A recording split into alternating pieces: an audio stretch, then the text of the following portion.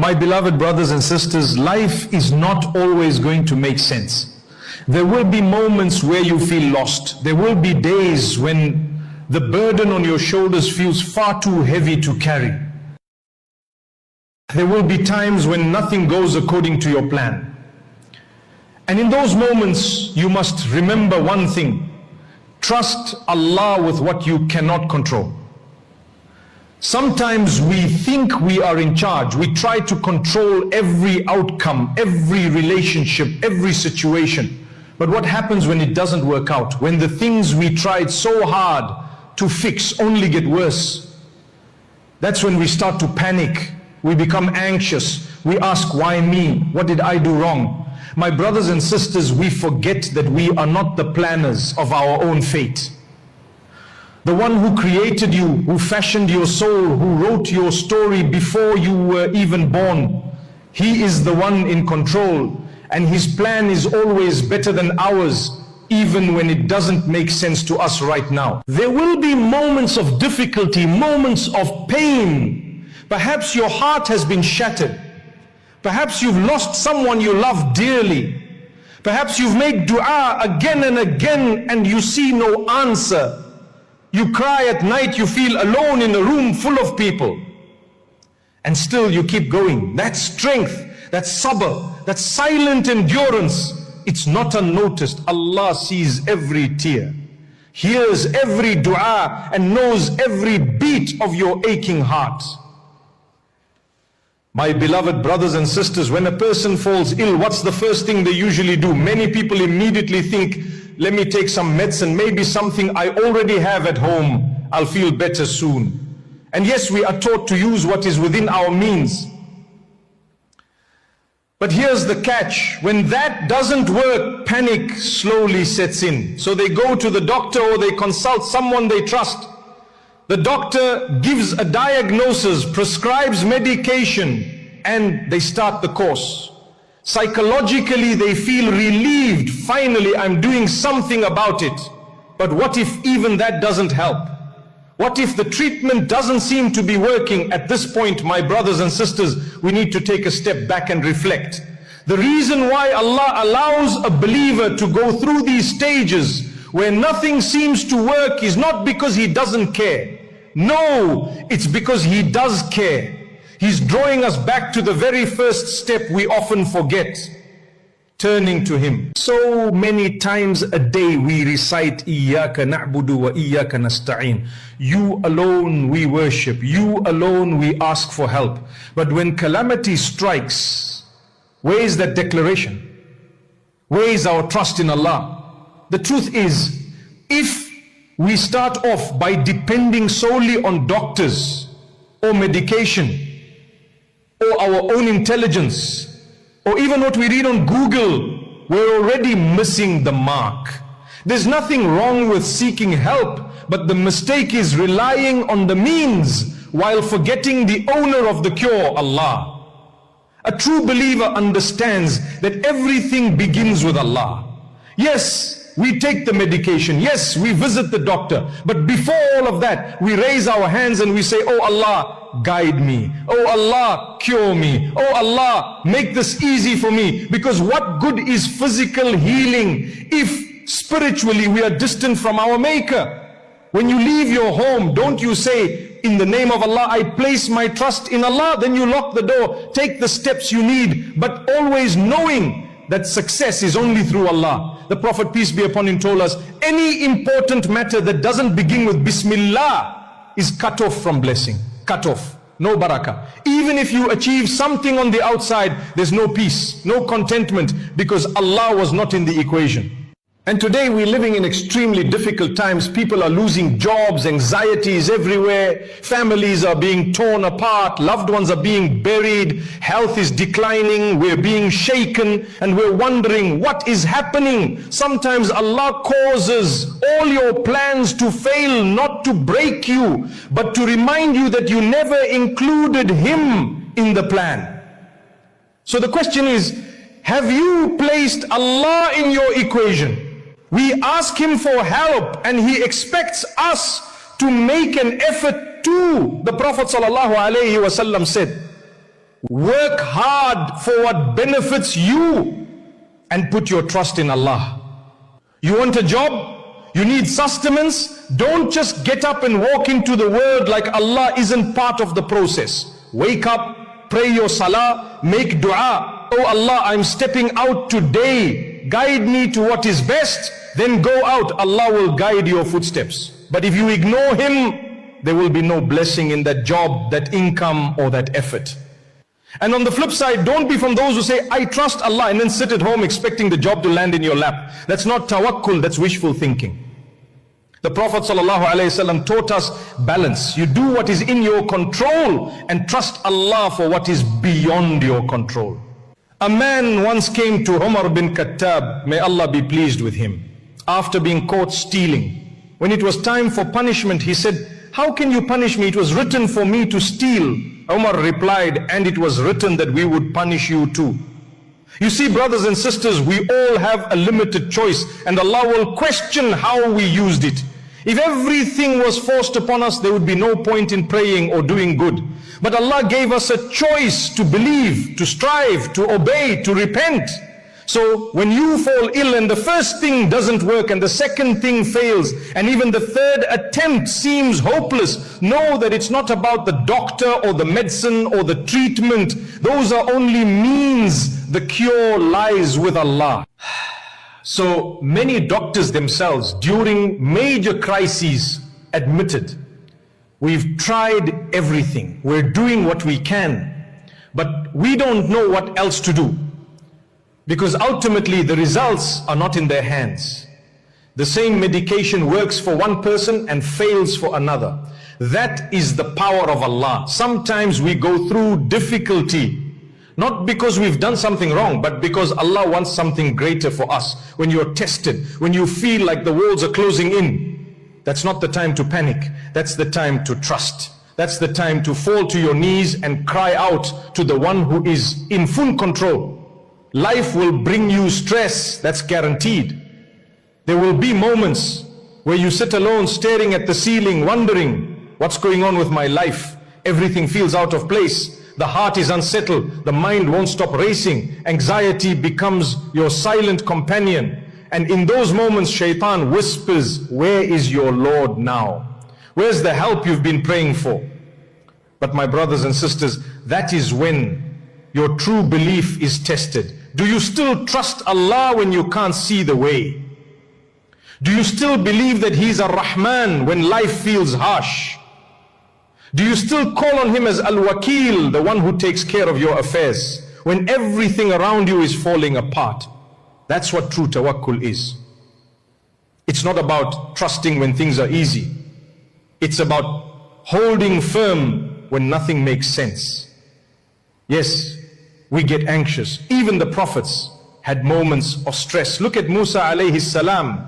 When he stood at the sea with Pharaoh behind him, his people cried, we're doomed, we're going to be caught. But what did Musa say? No, indeed my Lord is with me and He will guide me. That is the trust we need. Sometimes you're doing everything right. You're praying, making dua, avoiding sin, giving charity, and yet things are still hard. The bills are piling up. Your health is getting worse. People are turning against you. You start thinking, am I cursed? Is Allah angry with me? But that's not how it works.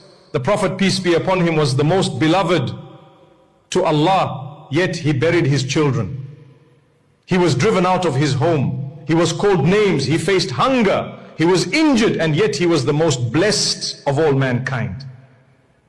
So difficulty is not a sign of Allah's anger. Sometimes it's a sign of His closeness to you. He wants you to turn to Him, not just with your tongue, but with your heart. You may not be able to control your situation, but you can control your reaction. You can choose to either drown in worry or swim in trust. And wallahi, when you truly trust Allah, you sleep better. You stop overthinking. You stop trying to control what is not in your hands. Sometimes the thing that's stressing you most, the money, the future, the illness, is already written. Worrying about it won't change it, but dua, that can change destiny. The Prophet, peace be upon him, told us that nothing repels destiny except dua. So turn your stress into sujood. Take that anxiety and use it to call on your Rabb. Say, oh Allah, I don't understand this test, but I trust that you are preparing me for something better. And be certain, Allah is not ignoring you. He's not punishing you without purpose. He's not absent. He knows every heartbeat, every tear, every thought you're afraid to share with others. He knows, and He's waiting for you to speak to Him. So my dear brothers and sisters, don't let stress push you away from Allah. Let it pull you towards Him. We are not in control, that's the truth. We don't even control our heartbeat. We don't control the next breath. How can we possibly control what happens tomorrow or next week? But Allah, He is in control of everything. And if He is with you, what have you lost? And if He's not with you, even if the world is at your feet, you've lost everything. So tonight, just pause, breathe, and say, oh Allah, I leave what I cannot handle in your hands. I leave what I cannot fix in your power. I trust you. I know you are enough for me, because He is enough. He always was, and He always will be. When I was much younger, I remember visiting one of my scholars who had just lost his leg in an accident. It was amputated. We went to the hospital to see him, and I'll never forget, he said, Alhamdulillah, I lost my leg. I remember standing there thinking, did he say the right thing? And it wasn't just me. A few others were confused too. You're young, and someone says, Alhamdulillah, after such a big loss, you begin to wonder, is he okay? But when we asked him why, he said, what if I lost my life instead of my leg? This is a small price to pay for a second chance. Allah saved me. That's a heart that sees the wisdom of Allah even in the pain. That's the kind of heart we're supposed to have when calamity strikes. Not a heart that panics, but a heart that surrenders, a heart that trusts. How many of us can look at our biggest difficulty and say, Alhamdulillah, not out of habit, but from the core of our soul? But this is what trusting Allah truly means. It's not about understanding every trial. It's about knowing that even when you don't understand, Allah does, and He is never unjust. The Prophet, peace be upon him, told us something amazing. When Allah tests a believer, even a prick of a thorn wipes away their sins. So imagine what happens when you face real pain, loss, trauma, illness, betrayal, confusion. That stress and anxiety you carry, Allah sees it. And every tear you shed for His sake, He records it. Every time you say, Ya Allah, help me, He responds, even if you don't hear it yet. There are times when Allah holds back the solution, not because He doesn't care, but because He's perfecting the outcome. You see, Allah doesn't just want to fix your situation, He wants to fix your heart too. He wants you to taste reliance, to experience humility, to discover that when everyone else lets go of your hand, He holds it tighter. We live in a world that says, you're in control. You've got this. Manifest your reality. But we are not in control. We are weak. We break. And that's okay. Because we were not created to be in control. We were created to surrender to the one who is. Maybe your difficulty isn't going away quickly. Maybe the healing is taking time. Maybe your du'as haven't been answered yet. But don't ever think your Lord is ignoring you. He says in the Quran, I respond to the call of the caller when he calls upon me. He didn't say only the pious. He didn't say only the perfect. He said, when He calls upon me, that's it. That means you, in your brokenness, in your confusion, in your anxiety, even when you feel distant, if you just raise your hands and say, Ya Allah, you've already been heard. So don't carry this burden alone. When you're stressed, give it to Allah. When you're anxious, give it to Allah. When you don't know what to do next, give it to Allah. Because He is the one who knows the unseen, the one who understands what you're going through even when you can't explain it. the one who can turn your darkest night into the brightest dawn. And remember, Allah will never waste your tears, never waste your pain, never waste your sabr. There is a purpose behind every hardship, and one day you look back and say, now I understand why that had to happen. But until that day comes, trust, surrender, believe, and keep going, because your Rabb is closer than you think, and He's already preparing your relief. There was a sister who lost her husband in a car crash, and subhanallah, she told us something so powerful. She said, the pain was unbearable. I cried night after night. I couldn't eat, I couldn't sleep, I couldn't even breathe properly. She said, I kept asking, why Ya Allah, why him, why now? But then she said something even more beautiful. She said, eventually I stopped asking why and started saying, Ya Allah, guide me through this. That shift from questioning to trusting, that's when her heart started to heal. You see, when tragedy hits us, the pain is real. Let no one tell you to suppress it. Islam doesn't ask us to bury our emotions. Even the Prophet, peace be upon him, cried when he lost his son Ibrahim. He held him in his arms and tears rolled down his blessed cheeks. But what did he say? He said, the eyes shed tears, the heart grieves, but we do not say anything except that which pleases our Lord. That is true trust. To feel the grief, but still hold on to hope.